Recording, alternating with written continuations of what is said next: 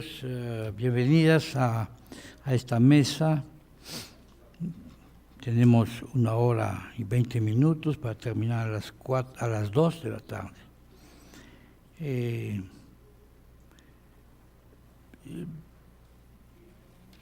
Siguiendo las instrucciones de los organizadores, me piden introducir esta mesa que tiene como título Centros Históricos.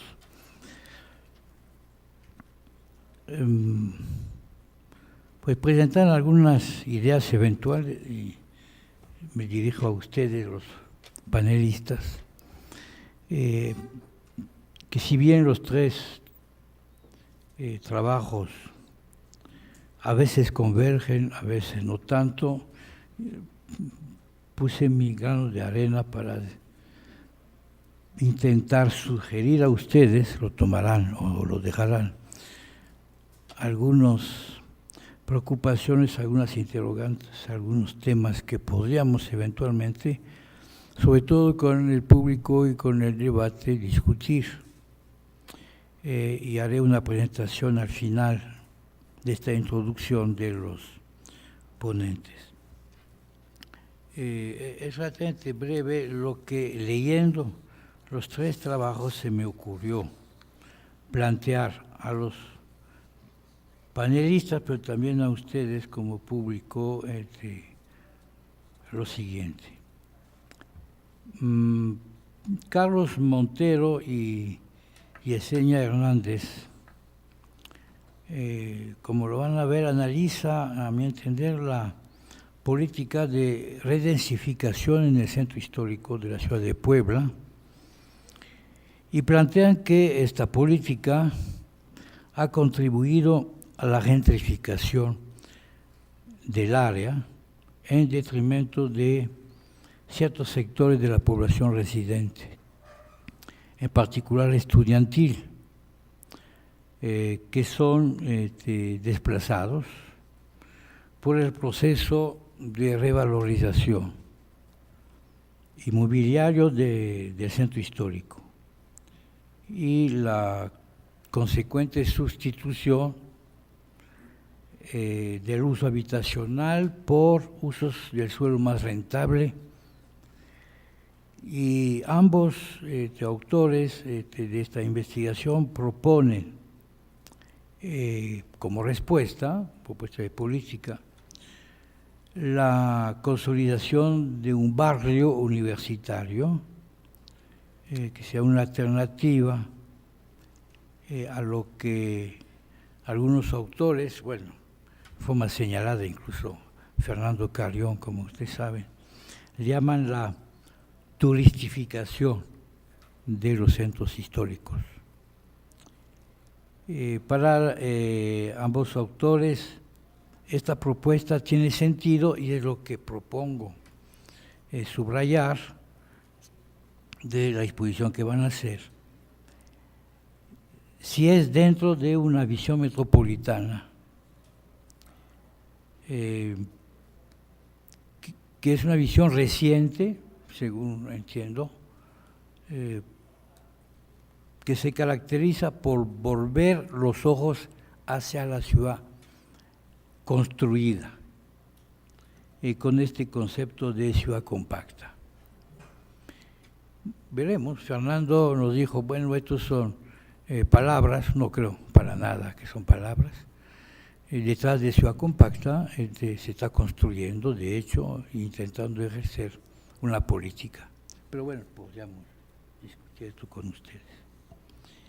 En todo caso, esta propuesta que yo sugiero para los debates, que consiste en plantear que un proyecto para el centro histórico debe inscribirse dentro de la dinámica metropolitana, me parece, y a ver si estarán de acuerdo, que es una visión compartida por Boris Greisborg y por Casio Luiselli, que expondrá también, ¿no?, enseguida, porque ellos incluso de forma explícita preguntan como orientación de su pensamiento, de su investigación, qué papel juega ahora el centro histórico de la Ciudad de México en el ámbito metropolitano, como área de reproducción social de sus habitantes. Esta idea que hay que discutir, entender, proponer esto en un centro histórico, pero con una visión más allá del mero centro histórico. Y cómo lo van a ver, me interesa discutir esta idea que van a exponer de una nueva narrativa, eso le llaman, para el patrimonio arquitectónico e histórico, entendiendo en primer término como entender el centro histórico como un bien público, y ahí se pueda discutir no solo para los vecinos, sino para la ciudadanía. Hay distintas corrientes en torno a cómo analizar, cómo percibir los centros históricos. Pienso, por ejemplo, que la visión de la UNESCO, en mucha de su literatura, es priorizar un centro histórico para sus habitantes. La pregunta sería, a mi entender, que podamos eventualmente discutir, es si es así o si es un bien público, y entonces, ¿para quién es este público? ¿Para el turista también, internacional? En todo caso, me parece interesante, van a ver la valorización de lo público, que para los autores debe tener una visión hacia el centro histórico con un carácter holístico, y evidentemente que se preocupe mucho por el derecho de todos a este espacio público, que es el centro histórico, a la movilidad, a la habitabilidad del mismo. Y puede haber eventualmente entre ustedes un debate con los compañeros que están aquí a mi lado, porque me interesó una frasecita de ustedes que dice, bueno, eso de hablar mucho de gentrificación no es tan importante. Para aquí los compañeros sí es importante, porque dicen, si se tiene una visión un poco más amplia del fenómeno, pues podemos matizar, podemos relativizar este proceso de gentrificación, porque puede haber ya a escala, digamos, de la ciudad central, una diversidad de oferta de vivienda que podría matizar, digamos, algún fenómeno de gentrificación en el propio centro histórico. Me gustaría eventualmente que han leído el texto, supongo, de los compañeros, ¿qué opinan de estas? Bueno, la tercera ponencia de esta mesa, que va a presentar María del Carmen López, plantea que las categorías de análisis de territorio y de patrimonio deberían permitir una planeación territorial de un proceso metropolitano más sustentable. ¿Cómo llegan a demostrar esto? Bueno,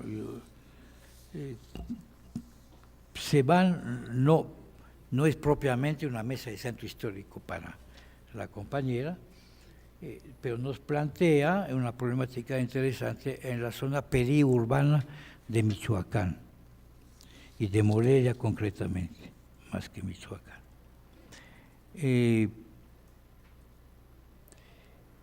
¿Qué sucede en este espacio periurbano? Bueno, también para analizarlo proponen tener una visión holística, y esto yo creo que es una aportación que también es una interrogación para la mesa, de conjuntar el patrimonio histórico edificado con el patrimonio natural. No sé si esto de alguna forma, me pregunté y les pregunto a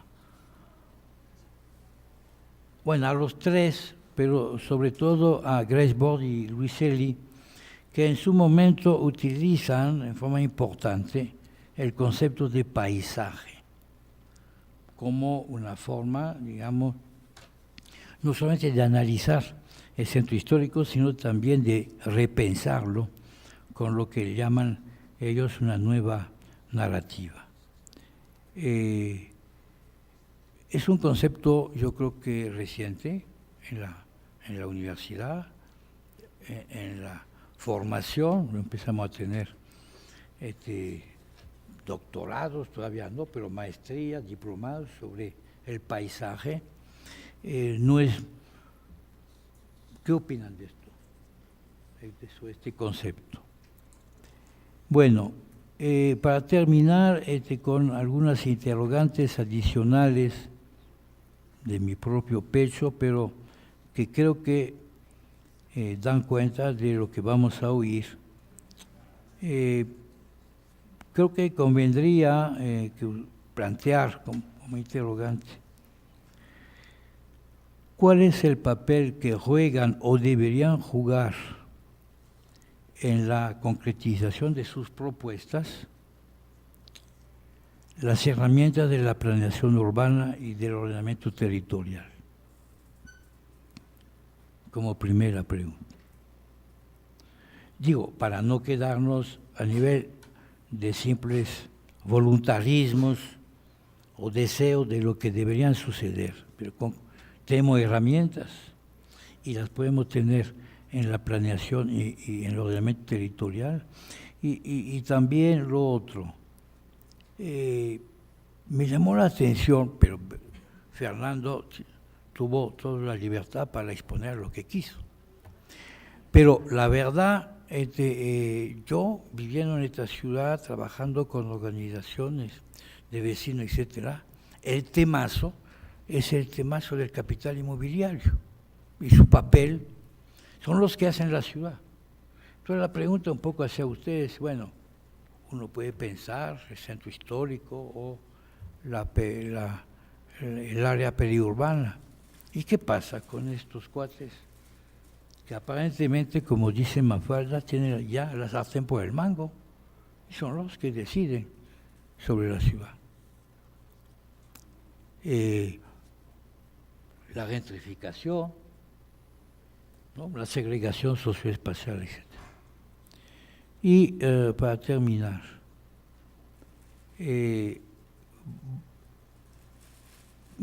la interrogante surge de lo que me parece emerger de los tres trabajos. A saber, creo leer dos visiones contrapuestas de la función del patrimonio cultural y natural en relación a la dinámica metropolitana. Puede ser que no explícitamente, pero me parece que subyace en sus tres exposiciones una primera visión que es muy acorde con la formulación reciente de la UNESCO, que plantean una estrategia de protección y revalorización del patrimonio, como comentaba hace rato, en beneficio prioritario de la población que reside en las áreas patrimoniales. No por razones de moral, por razón de estrategia, que es solamente así que se podrá lograr la conservación y preservación del patrimonio. Pero permea una segunda visión que, si bien no niega la importancia de esta apropiación patrimonial por parte de la población residente, digamos, considera, y ahí está el concepto de los compañeros, que en su carácter de bien público debe abrirse estos espacios patrimoniales a la universalidad de la apropiación y del disfrute. No sé si fue ahí de noche de pronto una visión mía o si existe esta, digamos, esta tensión entre estos dos aspectos. Bueno, harán ustedes lo que quieran de estas sugerencias, de mis cavilaciones, y el público también, y voy a presentar entonces los primeros ponentes, Carlos Montero y Yesenia Hernández, que van a exponer un trabajo con el título El Centro Histórico Gentrificado, el sector excluyente, el caso de Puebla. Carlos Montero Pantoja es profesor e investigador del Instituto de Ciencias Sociales y Humanidades Alfonso Vélez Pliego de la Benemérita Universidad Autónoma de Puebla. Es investigador del SNI nivel 2.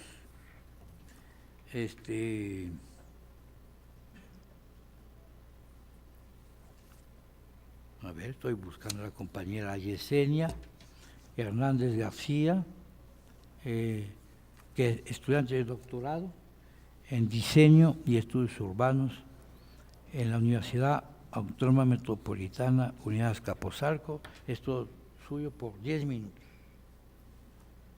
Van a necesitar, tienen ahí.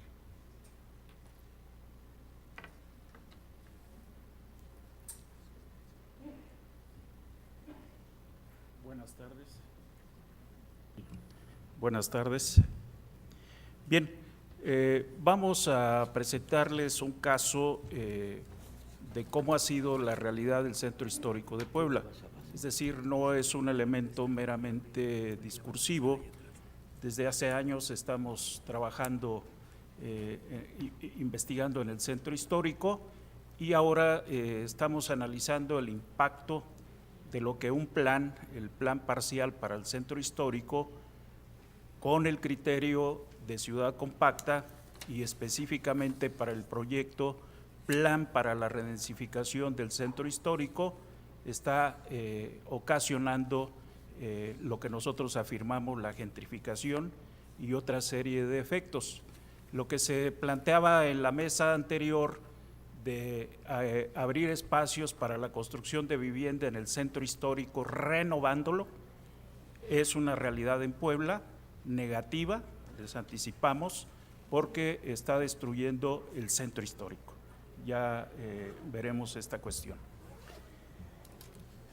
Estamos convocados aquí para repensar la metrópoli y el primer concepto es ese.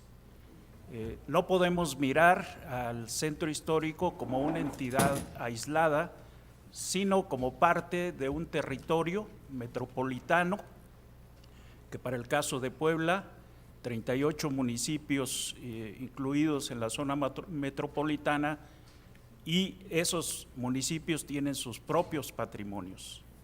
De manera que en esta nueva visión de la metrópoli están todos los patrimonios, el patrimonio natural, el patrimonio edificado y el patrimonio inmaterial, que para el caso nuestro es riquísimo, sobre todo en aquellos sitios donde todavía no se incorporan a plenitud a la mancha urbana metropolitana. Tenemos algo de coincidencia con Morelia. Una de las franjas o de los círculos en torno a la ciudad de Puebla, al centro particularmente, que se están renovando, es aquello que en los años 70 y 80 fueron territorio agrícola. Territorio agrícola donde se produce todo lo que consume la zona metropolitana del Valle de México y lo que consumimos nosotros. Imaginen ustedes si no será importante que en pocos años eso desaparezca en nuestro territorio y no tengamos donde se cultive lo que consumimos. Eso es una alerta terrible. Pero por otro lado, los insumos, los recursos, como el agua, están siendo insuficientes para esta cantidad de crecimiento que estamos teniendo y que vale decir que el último programa de desarrollo metropolitano arrojó una necesidad de 20,000 viviendas para toda la zona metropolitana, pero al mismo tiempo había una cantidad similar en el centro histórico desocupada entre los edificios que tenían traspatios. Se ocupa la franja de la crujía, la calle, pero no los patios enteros de nuestras casonas que regularmente tienen 2 patios, patio y traspatio, y las plantas altas definitivamente desocupadas. En el centro histórico se usan como bodega además, es decir, es terrible este uso, y lo que fue renovado en la época de la modernidad, de los años 40, 50 y 60, con edificios en altura para vivienda, también se están renovando, están en proceso de venta, y esto ha significado la aparición de un segundo proceso de renovación terrible, y sobre los edificios históricos está efectivamente aumentando la densidad, cambiando la forma, las características que llevaron a Puebla a conseguir ser inscrita en la lista del Patrimonio Mundial. De manera que también hay una coincidencia, que todo este proceso comenzó en los años 80, tal como se dice en la ponencia que aborda el Centro Histórico de la Ciudad de México, y esto nos da elementos que tienen que ver cómo abordar el Centro Histórico. En los años 80, para lograr la inscripción en la lista del Patrimonio Mundial, se trabajó con todas las ciudades que en aquel momento entraron en la lista, las ciudades mexicanas, y hubo un proceso de renovación importantísimo que transgredió la estructura tradicional de la ciudad de Puebla. De manera que no podemos pensar que hoy y desde los años 80 Puebla haya sido una reliquia, puesto que ya había sufrido una transformación importante. El concepto que fue alterado en primera instancia fue el de los saberes. Durante los años 80 y medianamente hasta los años 90, la ciudad estuvo sostenida, y particularmente el centro histórico, por la vitalidad que le daban los universitarios. Entonces trabajamos un proyecto que le denominamos Barrio Universitario para consolidar la presencia de la universidad en el centro, y efectivamente esto nos funcionó, pero muy pronto con el proyecto, un megaproyecto Angelópolis, que se intervino en el centro histórico y se abrió la periferia con el proyecto Angelópolis precisamente, que hoy es un lugar que ha crecido sin control, e incluso sobre reserva urbana, un asunto que todavía no se resuelve, y que eso ha construido otra centralidad, pero con características distintas a las que tiene el centro histórico. El centro histórico tiene como vocación tradicional el comercio, los saberes, y en la renovación urbana de la que les he dicho, se perdió la vocación industrial en el centro histórico. Hoy la tendencia gentrificadora está atentando contra la vocación de los saberes. Lo digo en plural porque no solamente está nuestra universidad, sino está la UPAEP, que es otra universidad que se desmembró de nosotros en los años 70, pero que hoy ha consolidado también un sector importantísimo en el lado poniente del centro histórico, más una serie de universidades privadas con presencia de la Universidad de las Américas y el Tecnológico de Monterrey, con espacios también centrales. El tema que juega aquí, la planeación, sus instrumentos y de ordenación, nos hablan de que efectivamente hay planeación institucional que abrió las puertas a la promoción inmobiliaria. Se está construyendo vivienda en cantidades que no están debidamente justificadas, se está especulando, y nosotros sostenemos que cuando se crecía periféricamente se compraba suelo, se invertía en urbanización y bueno, ahora que se está volviendo al centro histórico no se invierte en suelo. Si se va a demoler el edificio por entero, se invierte en demolición, pero no se invierte en general en urbanización ni en servicios, porque el centro histórico los tiene. El uso del suelo está dado también por este plan parcial, de manera que la promoción inmobiliaria está ganando prácticamente al 100%.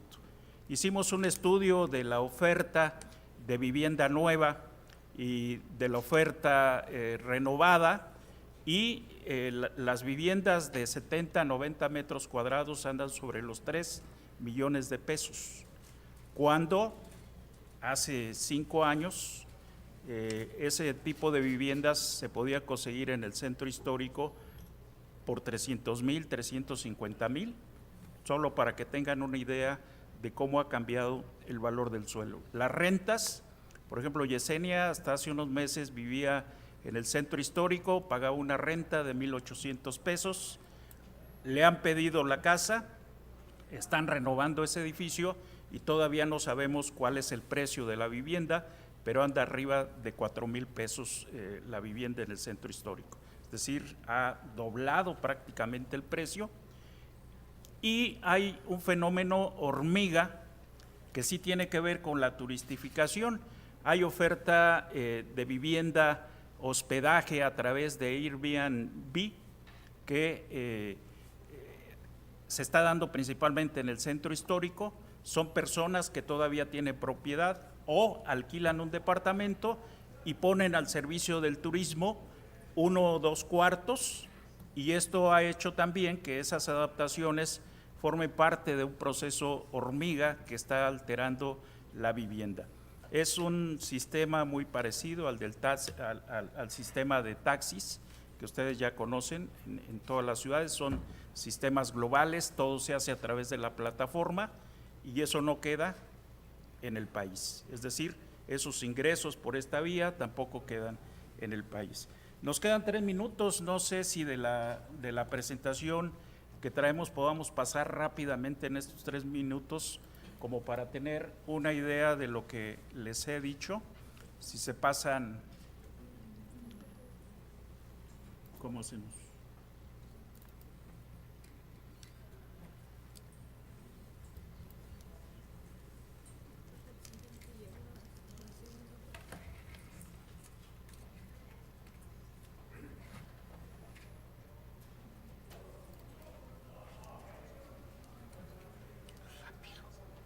Sí, perdón. Gracias. Sí. Sí, gracias. Las voy a pasar muy rápido. La zona metropolitana con los municipios. Espérate. Ah, perdón.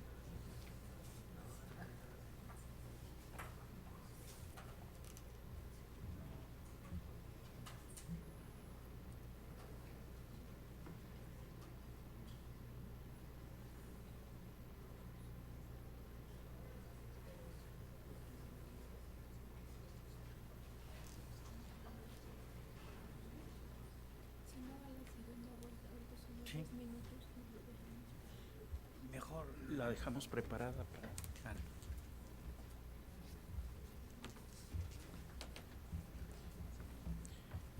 Para optimizar el uso del tiempo, los compañeros tendrán alrededor de 8 minutos para cerrar después de sus propias intervenciones. Entonces, podemos seguir con la presentación de Boris Gresborg y Casio Lucelier, pero no creo que sea muy necesario presentar a los compañeros, pero bueno, Boris Gresborg es arquitecto, es egresado de la UNAM, cursó la maestría en geografía urbana en la Universidad de Durham, Inglaterra, supongo, sí, y el doctorado en geografía social en la London School of Economics. Bueno, es investigador del SNI en nivel 3. Podemos decir también de él que ha sido coordinador del programa de estudios avanzados en desarrollo sustentable y medio ambiente, LEED México, en el Colegio de México. Casio Luceli Fernández es investigador del programa universitario de estudios del desarrollo de la UNAM. Estudió la licenciatura en Economía en la misma UNAM y sus estudios de maestría y doctorado en la Universidad de Wisconsin. Tiene un doctorado en Geografía y Estudios Ambientales por la Universidad de Sudáfrica. Es profesor emérito del Tecnológico de Monterrey, Campus Ciudad de México, y siempre nos acordamos también que fue coordinador del Sistema Alimentario Mexicano. Bueno, 10 minutos, por favor. Muchas gracias. Bueno, miren, yo voy a ser optimista, voy a pensar que algunos de ustedes van a leer los trabajos que presentamos. Sé que René los leyó, entiendo que Roberto Ibenchus también, y mis colegas de esta mesa también lo leyeron, entonces yo estoy más que satisfecho, también Casio leí. Entonces no voy a hablar de eso. Ahorita en la presentación de René pensé qué era lo que queremos, digamos, presentar, o sea, en dónde estamos ubicados cuando estamos pensando en términos de algo que es un bien público. No voy a hacer una definición de bien público, pero les voy a decir dónde creo que estamos. Estamos en un espacio disciplinario entre lo territorial y lo simbólico. Lo territorial, ahí está lo territorial. Yo, digamos, asimilo, digamos, y incorporo con instrumentos objetivos y también subjetivos el lugar en el que estoy, pero necesito estar en el lugar, necesito conocer el lugar, y ahí está, y entiendo que atrás de eso, especialmente de mi incorporación subjetiva del lugar, se desarrolla muchos atributos que rebasan los problemas que enfrentamos y que están ahí. La pregunta entonces es ¿cómo ubicamos o cuáles son las preguntas que tenemos que hacer si estamos en medio de lo territorial y lo simbólico? Serían como semiótica y quién sabe qué, desarrollo urbano. Y me acordé de, no sé si ustedes saben qué es el Monte Ararat. El Monte Ararat es el símbolo de los armenios, pero si ustedes están en Armenia van a querer mostrarles el Monte Ararat, pero resulta que el Monte Ararat no pueden llegar los armenios al Monte Ararat porque se termina la frontera, entonces nos llevan a la frontera y allá, ¿ves ese cerrito? Ese es el Monte Ararat. Y yo tengo amigos armenios aquí que están pensando que el Monte Ararat es lo que los identifica, lo que les da identidad, ¿sí? Les da identidad. Entonces, les da identidad. Entonces, no es parte de su territorio. No es, el Monte Ararat no está ahí, no lo reconocen como parte del territorio. Ese es entonces, sí, creo que de esa manera me podía preguntar cómo concebir el centro de esta, no sé qué es, CDMX, Cuauhtémoc, zona metropolitana, área metropolitana, megalópolis, país, ¿cómo lo concibo? Bueno, entonces creo que lo puedo concebir de muchas formas. Es distrito central de negocios, quizá administrativamente como primer cuadro o perímetro 1 y 2, quizá el centro histórico de la Ciudad de México es más que un espacio delimitable físicamente. Para efectos prácticos de acción pública, intervención, presupuesto, gobierno, etcétera, etcétera, yo podría pensar que deberíamos crear una instancia, ¿sí?, intermedia, una autoridad intermedia, si esto fuera posible. Pero como a lo mejor no podemos, entonces la delegación o el ayuntamiento es un posible ámbito adecuado. Entonces me puse a ver cuánta gente vive en la Ciudad de México, cuánta gente trabaja en la Ciudad de México y cómo se estructura el área metropolitana. Pero eso está bien, eso es importante y ahí está en algunos parrafitos del paper. O sea, llegan 700 y tantos mil individuos diariamente a trabajar y ahí hay cerca de, no sé, 200,000 o algo así que deciden, que viven ahí, que deciden que son trabajadores, que están en edad de trabajo, que son población económicamente activa, pero no sé si trabajan ahí o no trabajan ahí, y ya sabemos que la movilidad se debe a que los que viven ahí no trabajan ahí, los que trabajan ahí no viven ahí, por diferentes razones, no voy a explicar. Entonces, la siguiente pregunta sería, ¿cuál es la escala espacial y temporal de lo simbólico?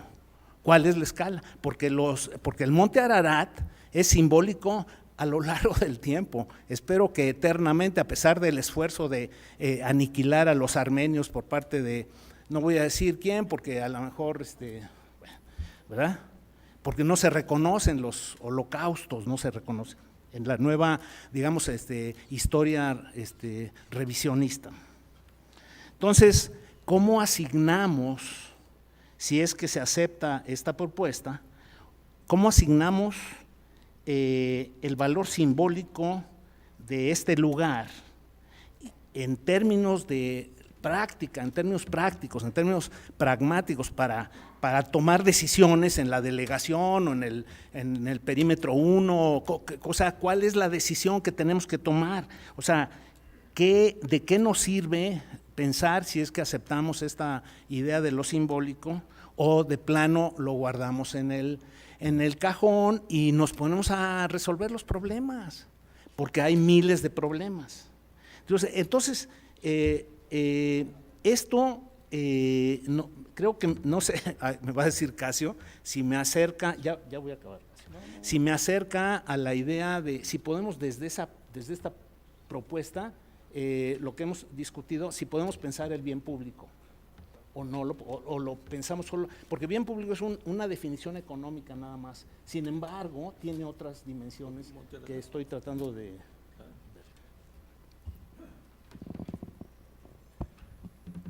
Bueno, muchas gracias, me da mucho gusto estar aquí.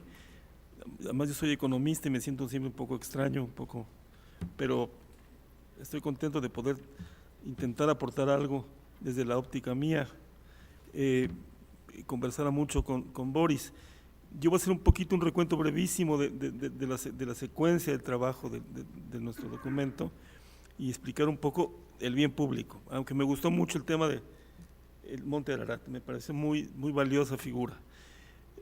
Esta ciudad, y conste que Puebla y Morelia son maravillosas ciudades, pero esta ciudad es singular, es única en las Américas. Tiene 7 siglos de ser capital, 7 siglos ininterrumpidos de ser capital, y aquí fue el asiento de una gran civilización, la civilización mexica o azteca. Tuvo 300 años de ser capital virreinal y lleva 200 años de capital de una nación independiente.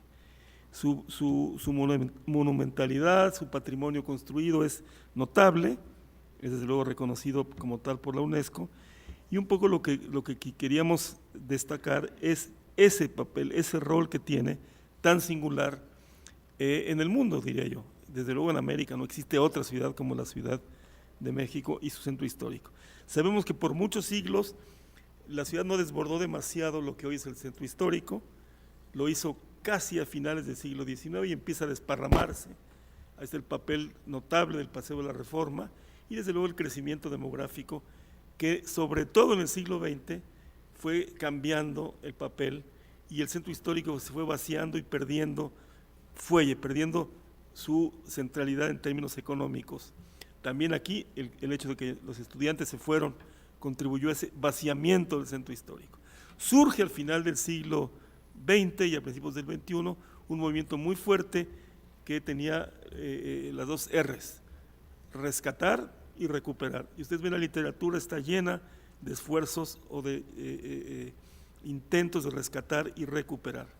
Y dos instituciones que creo que son valiosas, como el fideicomiso del centro histórico y luego la autoridad del centro histórico, cuyo principio era esta recuperación, este rescate del centro histórico, que en general creo que se ha logrado, como siempre con claroscuros, con algunos éxitos y algunos fracasos, pero por ejemplo ahí está la peatonalización de Madero, que es a todas luces muy exitosa. Entonces, ¿cuál es la función? Es un poco lo que decía Boris. Hoy, la ciudad se hizo policéntrica, es una enorme megalópolis. Esta recuperación no puede intentar recuperar un rol de una ciudad pequeña histórica, puede recuperar los valores de ese centro tan singular y tan especial que es el centro histórico de la Ciudad de México. Entonces, ahí fue donde nos planteamos un poco dónde está la población, cuánta gente cabe ahí, cuántas viviendas existen, cuál es la economía. Es una cosa muy complicada porque, como bien dice Boris, mucha gente no vive, pero trabaja ahí, y alguna gente vive también ahí. Aún así, el centro histórico tiene una superficie y una oferta de vivienda limitada por su tamaño, y nosotros la queremos ver puesta en el México, en la ciudad central, que ocupa sobre todo Cuauhtémoc, la alcaldía Cuauhtémoc, primera vez que lo digo, alcaldía Cuauhtémoc, y la alcaldía Benito Juárez, que está muy cerca de ella también. Y intentamos verla en ese universo territorial. Es ahí donde nos surge la idea de una nueva narrativa que no desdice ni niega la idea de la recuperación y la reconstrucción, pero trata de buscar el valor patrimonial que tiene este Monte Ararat, la Ciudad de México. Y sí hablamos de un bien público en el sentido económico, un bien público que tiene usos no discriminatorios y no excluyentes. Esa es la definición técnica del bien público. Hay mucha literatura, no tengo tiempo para desarrollarla.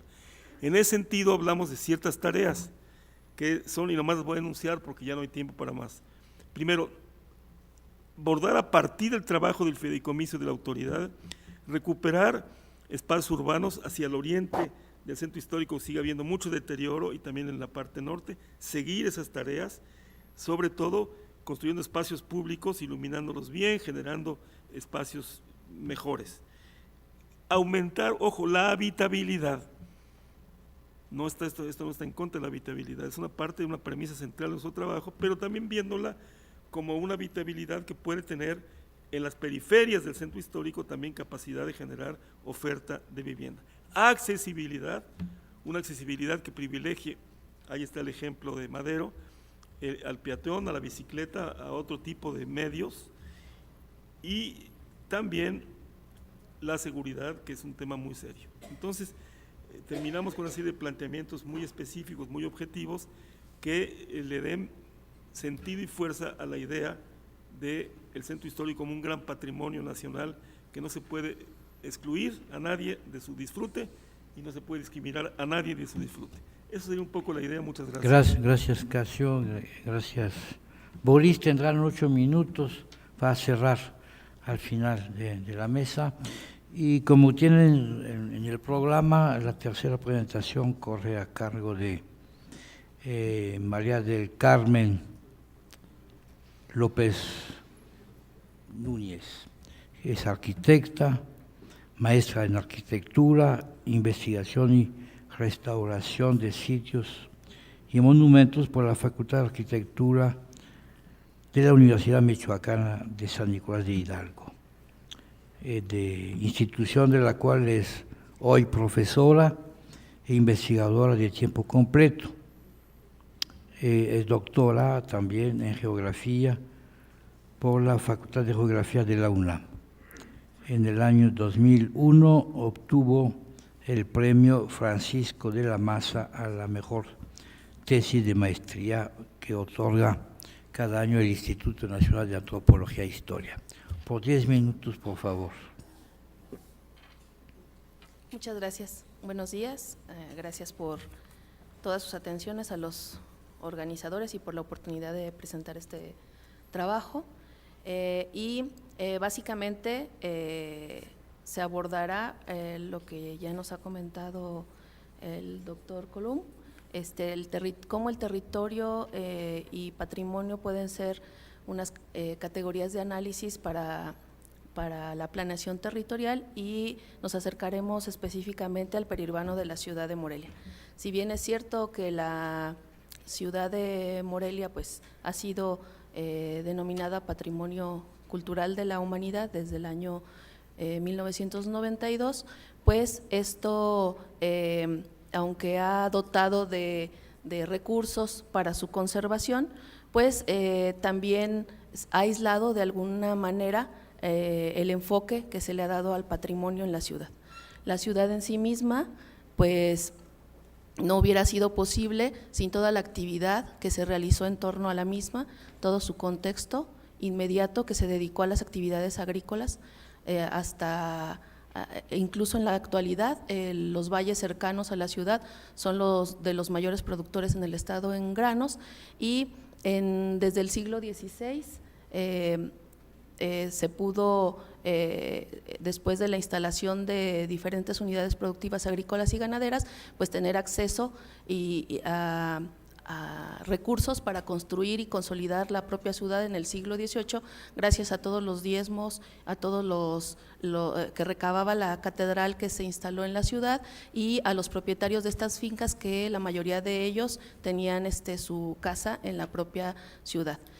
Sin embargo, todos estos elementos culturales que se construyeron en el campo, donde se llevaba la mayor actividad hasta las primeras décadas del siglo XX, donde habría la mayor cantidad de habitantes, se ha revertido pues en las últimas décadas con todo el crecimiento de las ciudades. La propia ciudad de Morelia es hasta las últimas décadas en las que se ha incrementado notablemente su población.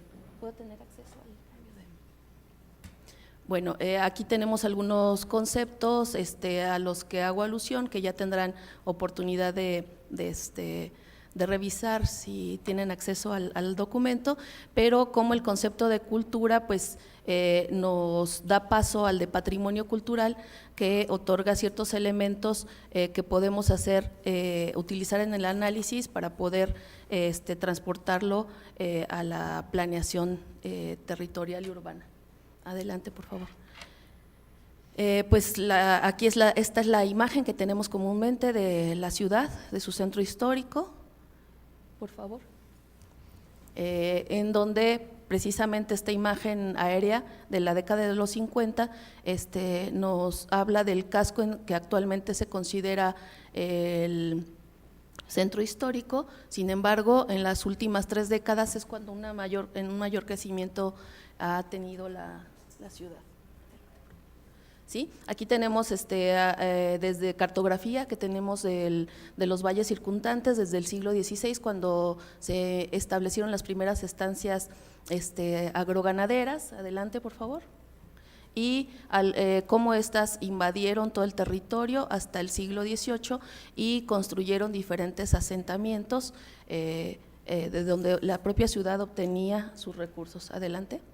¿Sí? Aquí vemos la curva del crecimiento demográfico de la ciudad, y cómo del 90 al 2000 pues hay un gran crecimiento, y en la propia imagen podemos ver el área negra del centro hasta 1950 y cómo toda esta verde exterior del 2000 al 2010 se ha aumentado considerablemente.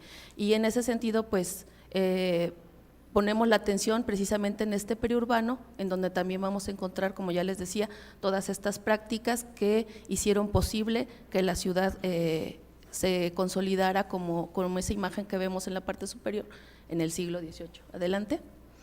Sí, aquí vemos cómo en las últimas décadas pues todo este crecimiento ha llevado a la precariedad urbana, cómo podemos encontrar tanto asentamientos irregulares como todos estos fraccionamientos dormitorio que están en la periferia de la ciudad, y cómo desde los valles circundantes podemos apreciar cómo esta mancha urbana se está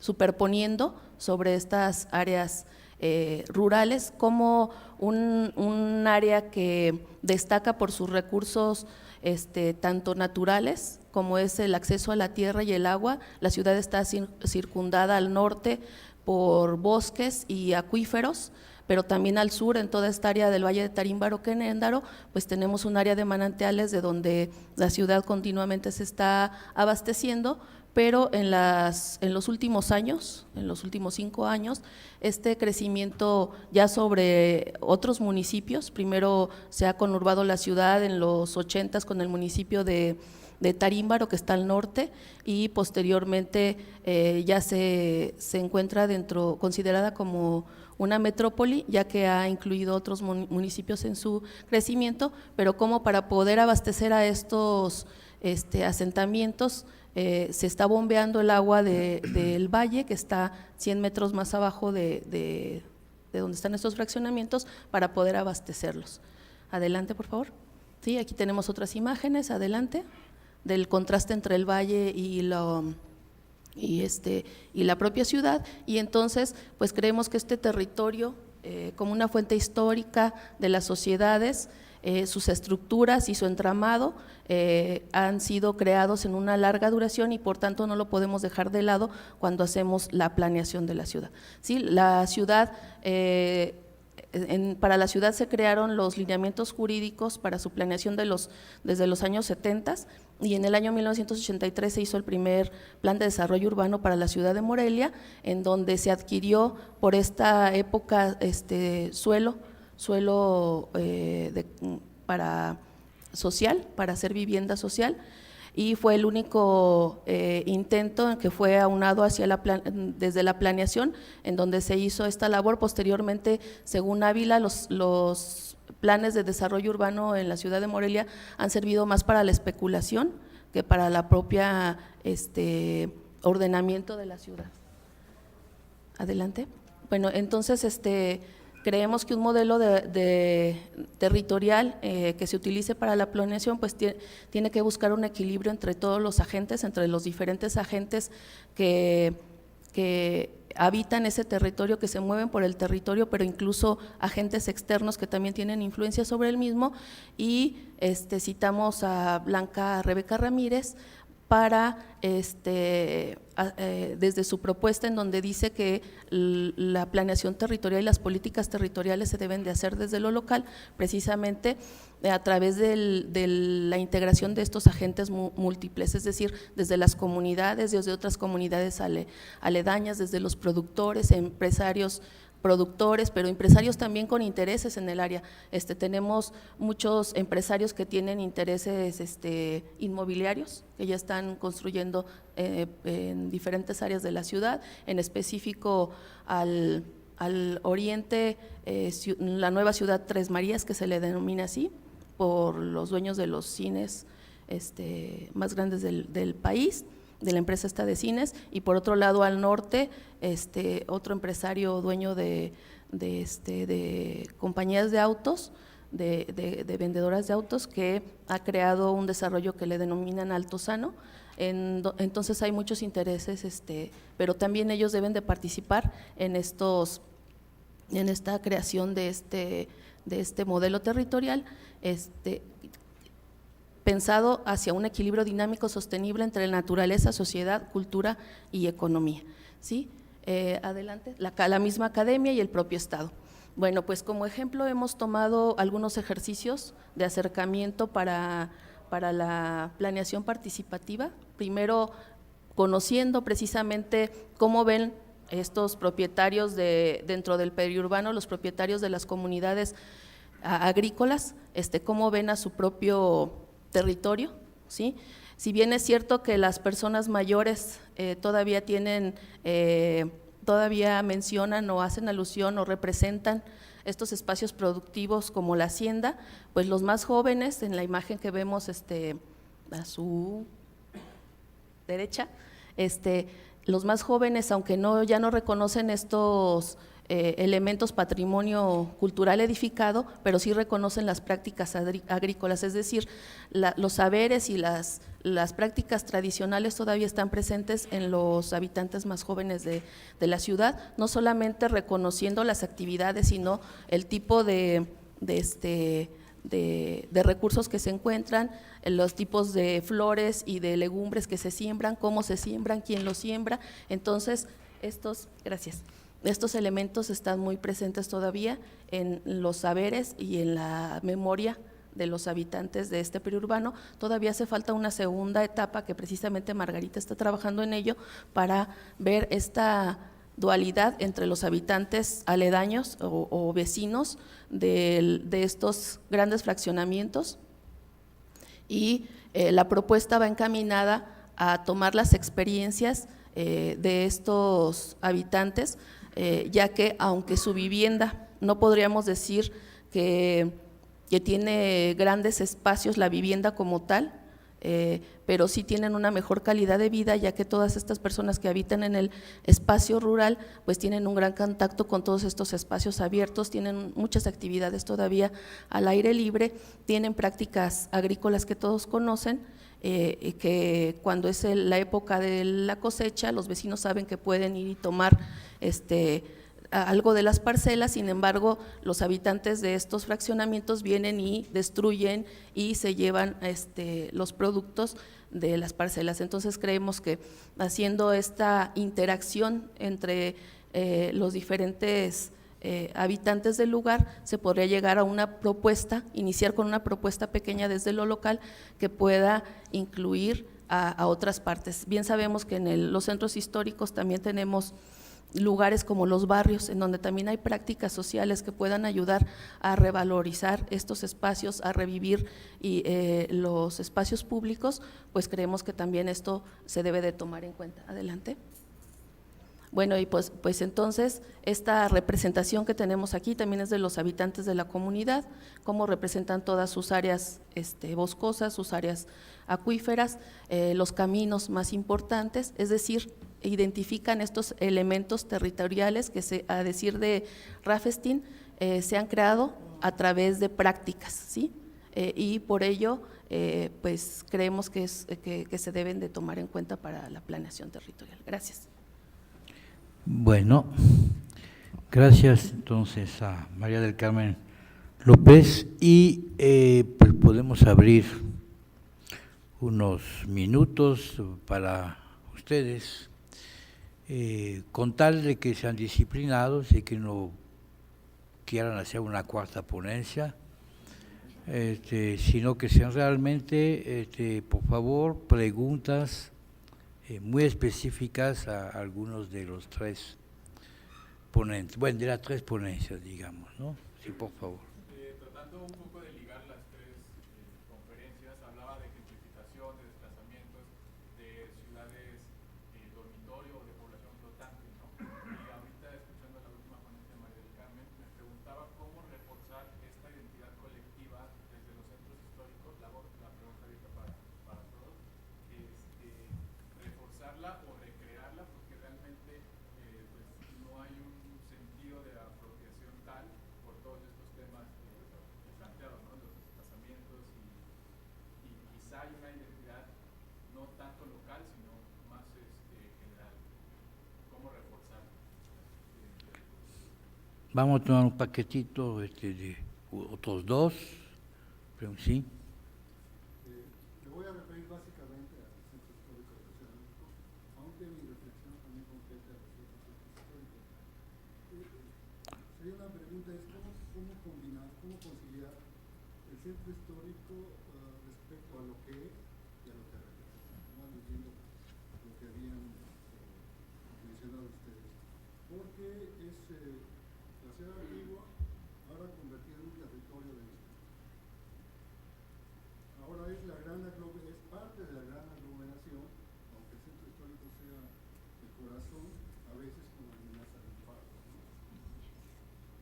también es el corazón de una nación que está representado por el lema nacional y todo esto, ¿no? Me parece que aquí hay un problema muy gordo en el sentido de lo que es el centro histórico, porque ahora que tiene dos perímetros, podrían ser tres, podría ser la ciudad central, pero también no podemos dejar de ver que es parte de toda la aglomeración y no podemos pensar en el centro histórico sin el resto de la ciudad, de lo que llamamos ciudad, tampoco se hace tanto, porque desde su denominación como patrimonio mundial también estaba referida a otro territorio, que es Xochimilco, ¿no? que podría ser en relación a toda la cuenca o su área chinampera, ¿no? Entonces me parece que aquí hay un problema que tiene que ver sobre todo, a menos de resignificar el centro histórico, con el suelo urbano, ¿no? La propiedad del suelo, el uso del suelo, el costo del suelo. Y entonces aquí va dirigido ese uso, sobre todo el espacio público, si es para los vecinos, para los habitantes o para los turistas, ¿no? Entonces, como que las preguntas… Gracias, Salvador. Está bien. ¿Tercero intervención? Sí, por favor. No sé si es necesario que diga su nombre. Salvador Urrieta. ¿Y usted? Gonzalo Cáceres, de Chile. El planteamiento de Montero y Hernández, que me gustó mucho, pese a que no pudieron presentar la diapositiva, opera sobre el principio de que el centro histórico fue gentrificado producto de la acción de la planificación. La pregunta es, ¿qué planificación lo va a desgentrificar? ¿Está preciso? A ver, lo podemos hacer de otra forma y dar 8 minutos a cada quien. O sea, ya veo, son 20 para las 2. ¿Habría otros 2 interrogantes o ya estaríamos satisfechos del contenido? Perfecto. Entonces tienen 8 minutos cada. ¿Perdón? Sí, adelante. En el panel anterior vimos también algunas experiencias y hagamos lo que hagamos, siempre vamos a quedar mal. O dicen unos que está mal y luego vienen los otros que dicen que está bien. Entonces, eso va aumentando nuestra, no sé si nuestro pesimismo respecto de las tareas de la planeación como una tarea, pues, no solamente inacabada, sino una tarea imposible. Correcto. Estaría un poco en el sentido de la última pregunta. Entonces, con el orden de las exposiciones, tienen 8 minutos. Aquí ustedes, los compañeros, pueden aprovechar si quieren para proyectar algunas cosas de Puebla que no ha podido proyectar. ¿Quieren acercarse ahí?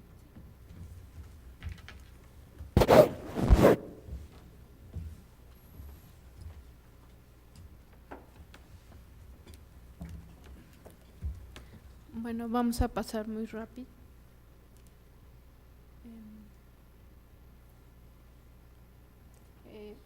Bueno, esta es la zona metropolitana de Puebla-Tlaxcala. Como ya lo había dicho el doctor Montero al principio de la presentación, se compone de 39 municipios. El municipio que ven con la mancha más grande es el de Puebla, que dentro de la zona metropolitana tiene más de 1,5 millones de habitantes. El centro histórico con la delimitación oficial que abarca 6.9 kilómetros cuadrados. Y bueno, dentro del método que aplicamos fue nada más un poco aquí mostrar el registro que hicimos dentro de las páginas de internet para ver lo que es la oferta de venta y renta en el centro histórico. Aquí dentro de la política de redensificación para el centro histórico, dentro del programa de desarrollo, pues nada más dice que, bueno, dentro de esa problemática que existe o ha existido en el centro histórico, es ese despoblamiento que ha surgido a partir de de 1978, como podemos ver en la tabla, tenía aproximadamente 350,000 habitantes. Actualmente, bueno, en la última fecha 2000, está nada más de 9,370 habitantes. Como vemos, en las diferentes etapas ha habido un despoblamiento. Entonces, a raíz de eso, lo que vienen a decir es que, bueno, necesitamos redensificar el centro histórico, pero específicamente no dicen cómo, o lo dejan abiertamente para proponer vivienda dentro del centro histórico, pero no con qué características ni para quién. Es un poco de las condiciones de algunas partes, sobre todo del norte del centro histórico, donde podemos ver pues algunas casas abandonadas, deterioradas y demás. Bueno, estos son parte de esas políticas de redensificación del centro histórico. Entonces, dentro de destacar nada más de que dice o se menciona que promover los servicios de vivienda o alojamientos temporales para visitantes o estudiantes. Se menciona nada más así, pero no se dice con qué mecanismos o con qué criterios. Y dentro de esas propuestas o de lo que se revisó en las páginas, la oferta, pues obviamente no está para visitantes ni para estudiantes. Dentro de, por ejemplo, de la renta para el centro histórico, se encontró de 6 tipos. Entonces, el promedio en costos está, por ejemplo, para departamento amueblado en 15,000 pesos mensuales. Entonces, ¿quién puede pagar esa cantidad? Nada más es como un ejemplo. En venta, también, por ejemplo, la venta de casa o casona antigua, está el mínimo en 2 millones, el máximo está entre 35 millones. Esas también pues son obviamente ofertas nada más para pues algunas desarrolladores inmobiliarios o empresas, pero obviamente para una persona común es imposible este tipo de ofertas. Entonces, básicamente es un poco eso, que dentro de la política del centro histórico se dice que hay que redensificar, lo dejan abierto, pero también no dan como lineamientos en la hora de construir. Hemos encontrado ejemplos donde sobrepasan los límites permitidos en altura que estaba dentro de la delimitación o dentro de la normativa del centro histórico. La altura tiene una altura cada zona, entonces muchos sobrepasan esas características. Entonces, como vemos, la verdad hay zonas que son básicamente también los servicios se han subido mucho o elevado de categoría, de precio, tanto en hoteles como en restaurantes, cafés, etcétera. Hemos hecho también el ejercicio de revisar como un café en una cafetería local llega a costar en 20 pesos un café normal, en unas de estos establecimientos globales llega a costar en 48 pesos. Entonces los precios ahí también son muy altos, son exclusivos para cierto tipo de personas. Bueno, eso es como parte de lo que les queríamos presentar. Siempre la pregunta es si la planeación puede gentrificar. Pues aquí es como va a lo contrario, ¿no? Está más apoyando estos sectores que se vuelven cada vez más exclusivos para personas que pueden pagar esos servicios, excluyendo a población que ya no puede pagar. Por ejemplo, hay mucha gente de tercera edad o estudiantes que vivíamos dentro del centro histórico, pero como han hecho remodelaciones, siguen se elevan rentas, pues ya no podemos vivir en estas zonas. Entonces, sí.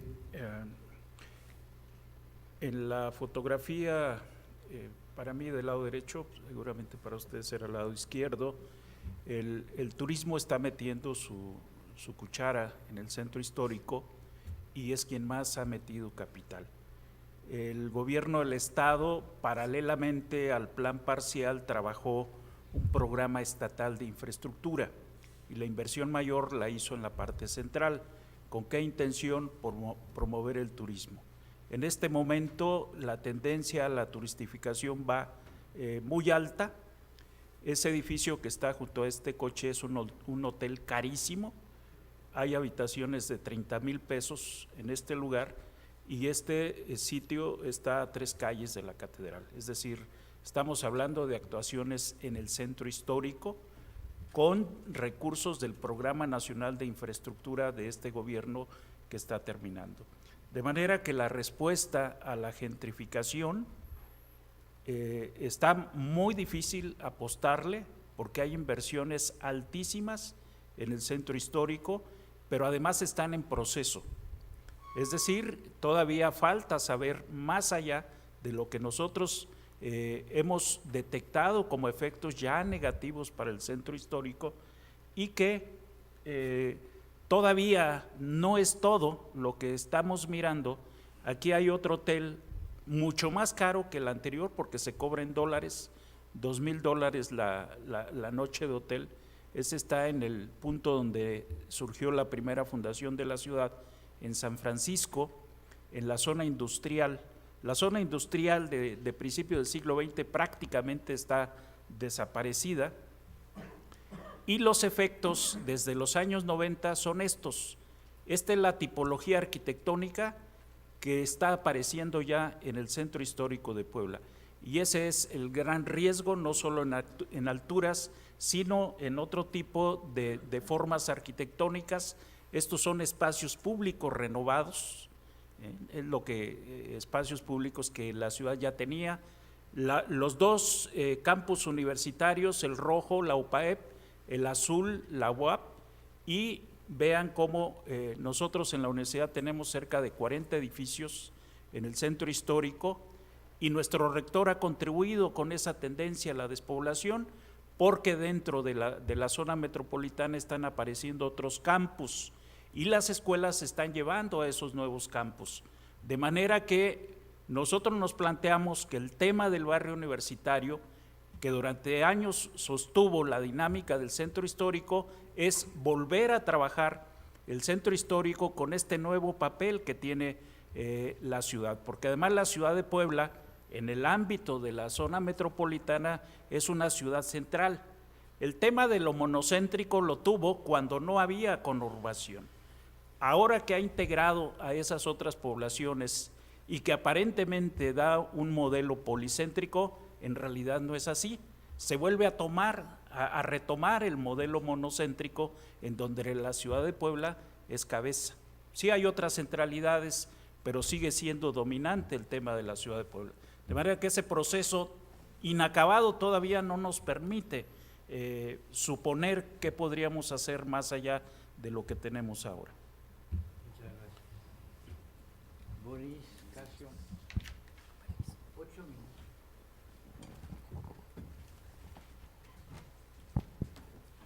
Bueno, muy buenas preguntas, la verdad, y además difíciles de responder porque tocan realmente el centro del problema. Respecto a la cuestión de reconstruir las identidades, bueno, es un tema muy interesante porque ahí está una identidad nacional, pero también está la identidad de Tepito, por ejemplo, que es fuertísima. Entonces, tiene una vida propia intensa. Nosotros nunca pensamos en congelar el centro histórico en una reliquia, justamente así empieza nuestro trabajo. Pero sí es cierto que la monumentalidad y el significado histórico de ese lugar rebasa las fronteras del centro y de las ciudades, es el corazón de México, por muchísimas razones y muy obvias. Se puede trabajar, se debe trabajar, no es sencillo, porque yo diría que hay múltiples identidades. Los que no vivimos ahí también reconocemos en eso el Zócalo, pues ahí está. Bueno, es un tema muy, muy interesante, que lo local y su identidad y lo que significa ese monte Ararat de todos nosotros. Y lo que valen los centros históricos. A mis colegas de Puebla les digo, si alguien puede pagar $2,000 por una noche, quiere decir que se están apropiando de un bien público que se llama Centro Histórico de Puebla. Entonces ahí es un tema que hay que compartir y conversarlo juntos. Y que no es nada más de control de uso del suelo, tiene que ver otras cosas. Claro, hay una falla de política pública, una falla del Estado ahí, ¿me entienden? tú cobras $2,000, pero quiere decir que hay un valor ahí que nos está reconociendo, ¿no? La idea de la otra pregunta muy importante, la resignificación del centro histórico. Sí, yo veo dos cosas. La monumentalidad está ahí, obviamente se ha ido preservando. Desde luego en los últimos 20 años hay un trabajo encomiable, nomás hay que caminar y recordar el pasado y para darnos cuenta que hay una mejora, evidentemente. Nosotros planteamos, sin desdoro de conservar, inclusive manejar mejor la monumentalidad, por ejemplo, abrir terrazas, en fin, ese espacio que tenga mucho más vitalidad. Planteamos que tiene que haber habitabilidad, accesibilidad y seguridad y espacios públicos. En ese caso pueden ser pequeños espacios públicos, pero un pequeño jardín bien puesto, una fuente bien puesta, revaloriza muchísimo el tema local. Entonces yo creo que se puede generar ese puente entre las dos realidades. Hay una realidad económica que es la que es y una realidad monumental que hay que conservar. No sé qué pase con el tiempo. Cuando estaba yo escuchando a mis colegas pensaba en Roma. Roma se ha gentrificado y desgentrificado decenas y centenas de veces y ahí sigue Roma. Yo creo que la Ciudad de México, Puebla y Morelia van a seguir estando ahí, son valores enormes de esta nación nuestra, ¿no? Y hay que seguirlas trabajando mucho. Boris. No, estaba pensando en los criterios para tomar decisiones desde la administración pública, tomando en cuenta los valores de bien público, los valores simbólicos de esta ciudad. Y tú mencionaste Tepito, pero podemos mencionar también Coyoacán, Mixcoac, Tacuba, Tlalpan, o sea, sí, o sea, ahí mismo, ¿no? Y estaba pensando, ¿qué pasa en La Habana? Los vecinos de los espacios públicos adoptan esos espacios y se encargan de protegerlos y mantenerlos y limpiarlos y tenerlos ahí, ¿no? Entonces esa idea de yo llegué a mi casa y estoy adentro, esa idea que tiene que ver con habitabilidad, que es amplia, un elemento de habitabilidad es precisamente se expresa con el ejemplo de La Habana, ¿no? Y me imagino que en otras ciudades de Cuba. Entonces, yo creo que hay elementos que habría que tomar en consideración para proteger ahí este bien público que significa no exclusión. Y bueno, pues tienes razón, o sea, cómo conciliar la oferta turística de $2,000 y la posibilidad, digamos, de gozar de los espacios y el patrimonio que representa el hotel, que se convirtió en un hotel de $2,000, o sea, claro. No sé si conocen otro ejemplo, Colonia, en Alemania. En Colonia los espacios internos, los espacios internos de las viviendas se han convertido en espacios cuasi semi-protopúblicos y se abren los canceles y uno puede entrar a esos espacios y gozar de esos espacios. Y por supuesto yo soy turista, pero yo no me excluyen pues del gozo de ese espacio. Entonces yo creo que hay mecanismos que deben incorporarse al tratamiento de esta ciudad como patrimonio. Y bueno, la ciudad es como es porque hemos cometido errores y porque dejamos que sea así como es y porque lo que hicimos y lo que dejamos de hacer. O sea, la ciudad es como es porque hicimos, por ejemplo, sacamos a la universidad del centro de la ciudad. Entonces, por eso es así como es. y ¿qué no hicimos? Montones de cosas que no hemos hecho, lo dejamos ahí y seguimos no haciendo cosas. Por eso las ciudades como el corte yo creo que no es sincrónico, sino que habría que verlo. Además, la dinámica esta de crecimiento y de desplazamiento de los centroides, algo que mencionaron ustedes, que sí hay otras centralidades, digamos, la centralidad del centro histórico no se refleja en el precio más alto. En el caso de la Ciudad de México, los precios más altos están no sé en dónde. Sin embargo, la centralidad es particular de la ciudad. O sea, no vas a Bellas Artes al centro, vas a la Suprema Corte al centro, vas al Zócalo en el centro, ¿verdad? Viva México en el centro, o bueno, también a lo mejor en Coyoacán, si vives por ahí, pero pues no es lo mismo, ¿no?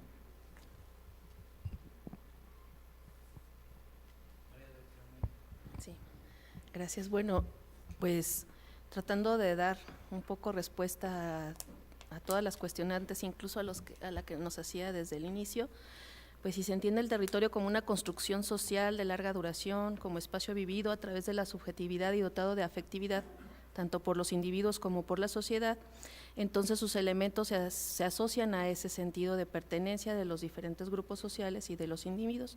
En ese sentido, pues el territorio se asocia a la identidad y la identidad al patrimonio, ¿no?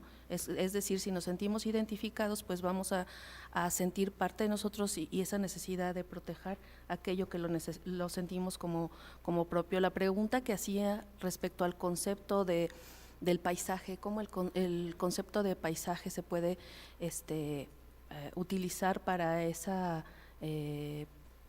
análisis y planeación de la metrópoli, pues el paisaje no se puede disociar del territorio. Si bien es cierto no hay un solo territorio, si así como hay actores que construyen el territorio, diferentes territorios, es un entramado, una serie de capas superpuestas y esa última capa, la punta del iceberg, podríamos decir, pues es el paisaje, ¿no?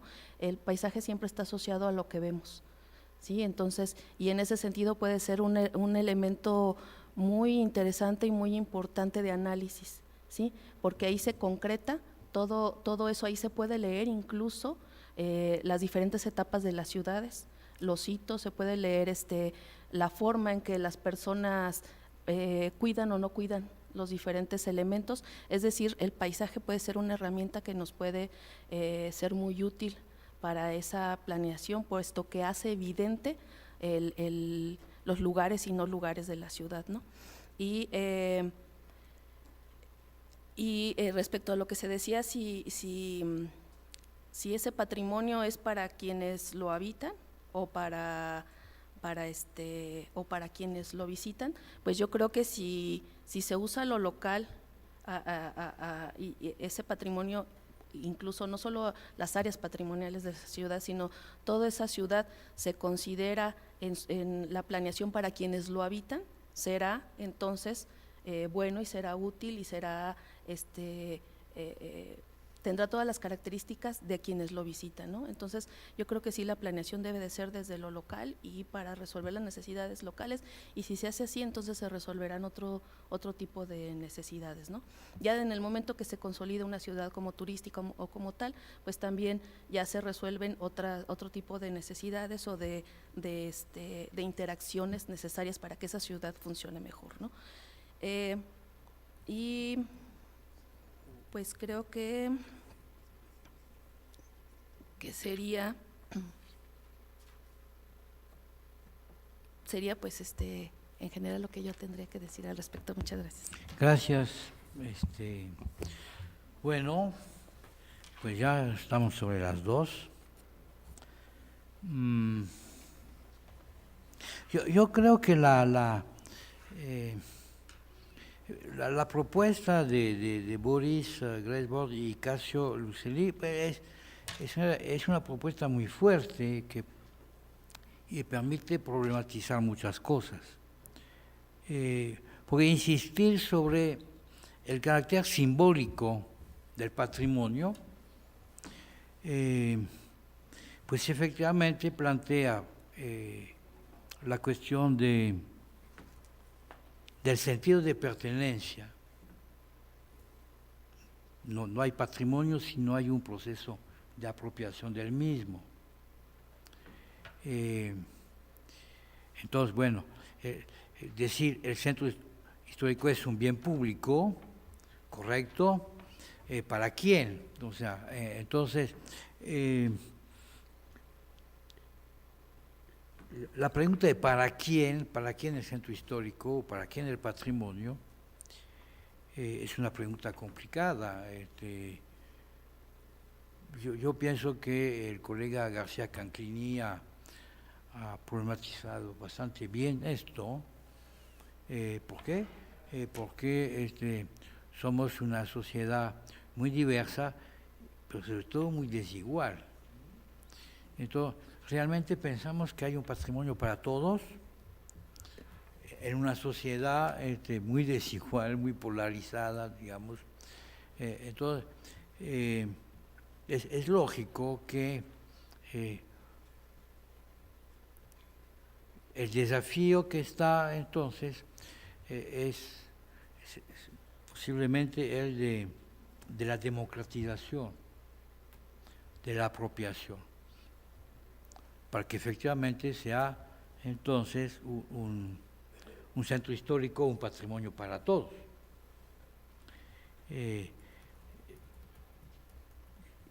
Y sobre esto se viene a añadir esta tensión entre un centro histórico para sus habitantes y un centro histórico para la humanidad, que quién sabe qué significa esto.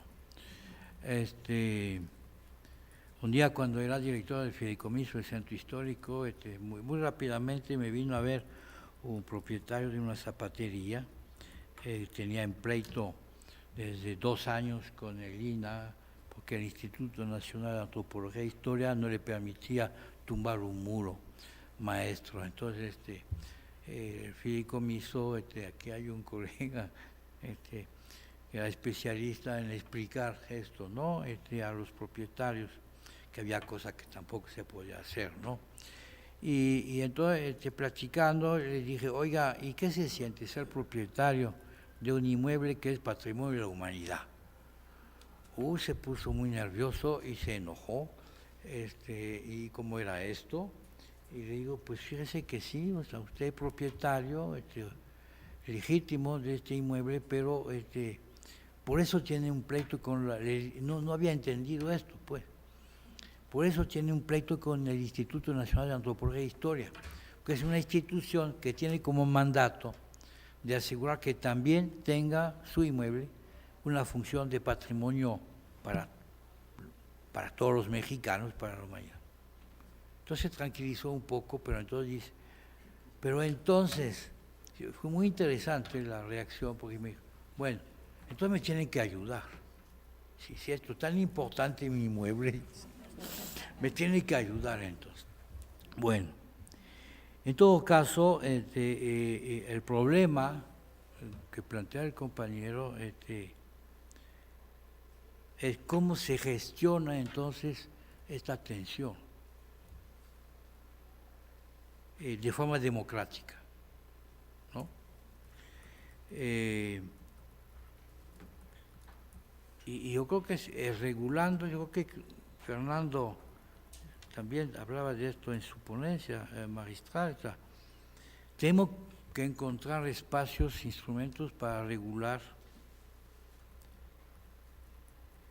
intereses de propios y extraños, pues, del turista, del capital inmobiliario y financiero, del comercio en vía pública, que no hemos hablado mucho, pero para algunos el tema del centro histórico en automático es el problema de los llamados ambulantes, que no lo son, están bastante plantados. Y yo creo que, claro, Roberto, entonces, sí van al tercero, ¿no? Repensar la metrópoli por tercera vez, y podemos tener todo un discurso brutal sobre la incapacidad de la planeación, de enfrentar la gentrificación, cosas por el estilo. Yo creo que hay que discutir entre nos esta semana y proponerle a Roberto en particular, ¿qué tal entonces si el cuarto se ha repensar la planeación? De veras. Porque yo creo que no hemos logrado todavía capaz que tenemos miedo de hacernos harakiri nosotros mismos, pero si realmente empezamos a preguntarnos seriamente que no tenemos los instrumentos para realmente una gestión democrática de la ciudad, ¿no? Con todo de gentrificación y segregación y polarización, todo lo que Fernando se dedicó a explicarnos, o de nuez, cosa que ya sabemos, pero siempre tenemos un panorama. Entonces sentémonos ya a repensar nuestra profesión, ¿no? Bueno, no sé. Total, vamos a comer. Un aplauso para todos.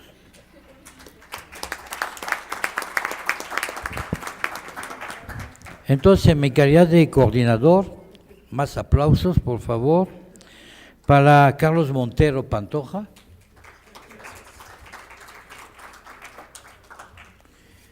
Para Yesenia Hernández García. Un reconocimiento para Boris Greisbor, por favor.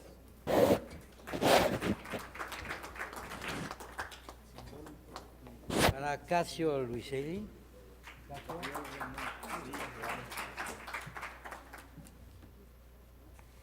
Y para María del Carmen. Bueno, para usted.